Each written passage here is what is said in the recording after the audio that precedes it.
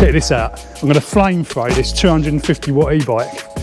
Only joking. So this is the Works Hydroshot. Don't you just hate it at the moment when you just can't keep your bikes clean? It's just a complete nightmare. Everywhere you go, just covered in mud. So I've got the Fido M1 here. It's completely plastered, and I'm going to test out this Hydroshot. Works Hydroshot. Look at this, right? So basically, it takes its water from a lemonade bottle. This little adapter thing is extra. You have to buy this, and I've got like a shorter version of the Lance, but this thing retails for about 100 quid. I think there's other ones from like brands like Karcher and all of those sorts, but this interested me because it's more like a sort of, looks more like a flamethrower. No, and it runs on obviously these removable sort of Works batteries, which you can just basically replace. So let's give it a whirl. I've got this like 17p like cola bottle from Aldi or something like that, and it is a little bit flimsy, so I might try using a sort of more thicker one. But yeah, anyway, so let's give it a go, see what happens. That is so cool. I mean, I just hate using pressure washers. It's just an absolute nightmare when you're just trying to use a pressure washer and you've got all the hoses and the power leads are all coiled up, and then when you're trying to put them all away at the end, you're just covered in mud and your hands are all dirty. This looks like a really good solution. Stick it in the back of the car, wash the bikes out, and then stick them in. I'm loving it. Let's see how it works. So as you can see, it's quite a bit of mud on here. It's my trusty M1 little mini folding fat bike. Love this for dotting around town at the moment because it's just so easy just to jump on and go. Got to start with the battery. Start with the battery, make sure the battery's nice and wet.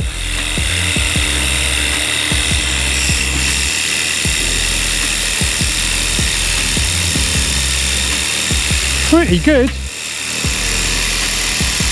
Trying to do this whilst I'm filming it. Not sure if I had it on the right setting.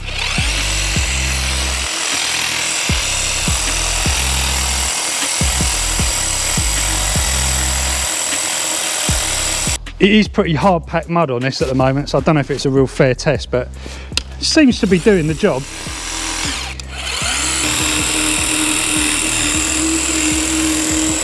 I've got through nearly the whole bottle. In hindsight, using the bucket attachment that it comes with would probably be a better idea, but it's actually a lot dirtier than I thought, this bike. So I've noticed what seems to keep happening is it keeps like going powerful and then it drops. So it's making it a little bit difficult, but let's see if I can get some of this packed dirt off the bottom.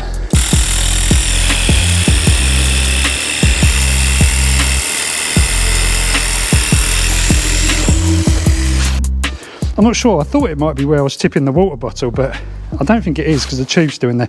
Could do with a longer tube.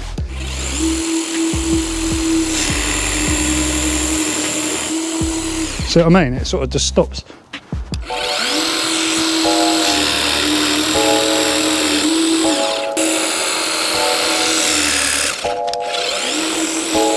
One more bottle of water. Right. Whoa, this should do it. Final bottle. There you go. When it does that, it's really blooming good. Okay, so it's a lot cleaner than it was. Definitely happy to ride that around town now. So what do I reckon then? I think, having tried it with the bucket, I really should have videoed that first. Having tried it with the bucket, it was pretty consistent. It was just like constantly. You heard in the video when it was like upping its pressure. I don't know why it's not doing it with this bottle. I might have to have a look at this. It's got some little holes around the outside of here to sort of draw air in. I'm wondering if it's just, I don't know, getting too much air in or something. Be useful to know in the comments, any experts with this sort of thing. But yeah, as I say, with the bucket it works fine. With this bottle, not so sure. Maybe we can sort of tweak it and get it to work a bit better. But all in all, an impressive little gadget really. I think I'll be using this quite a lot for the bikes and just, you know, keeping things just generally just take off a bit of muck. It'd be ideal if you kind of, you know, just went for a ride and you had wet mud on there. I think because this was quite hard mud, it's probably, it might be a little unfair for sort of something of this sort of power and size, but it certainly does the job. I think also, like with car wheels and stuff, it'd be good. You could just spray on a bit of kind of Iron X or, you know, decontaminant stuff, you know, just to etch off all the, just to get off all the kind of loose debris, and then you could just, you know, give this a blast. Maybe it'd be good for snow foam as well. You could probably use it for that. Anyway, that's it for this one. Maybe I should actually try putting some fuel in here and seeing if it will turn into a flamethrower. That'd be pretty cool. Anyway guys, that's it for this one. Catch you next time.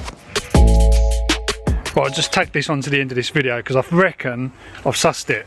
So basically, I think it's to do with if this is an angle or not. So we can get pretty consistent results if we just get it going like that, see?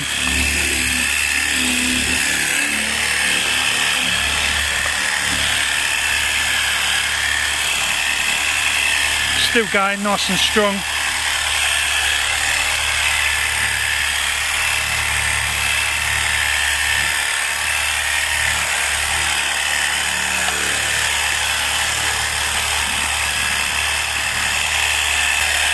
Okay, see, I think what happens is when it drops down a bit lower, that's when you start getting the problems. Obviously this tube's still got to be in the water, but it seems like if, I don't know, it's weird, even if it's immersed but there's not as much water in the actual bottle, it seems to just lose pressure a bit. Anyway, there you go.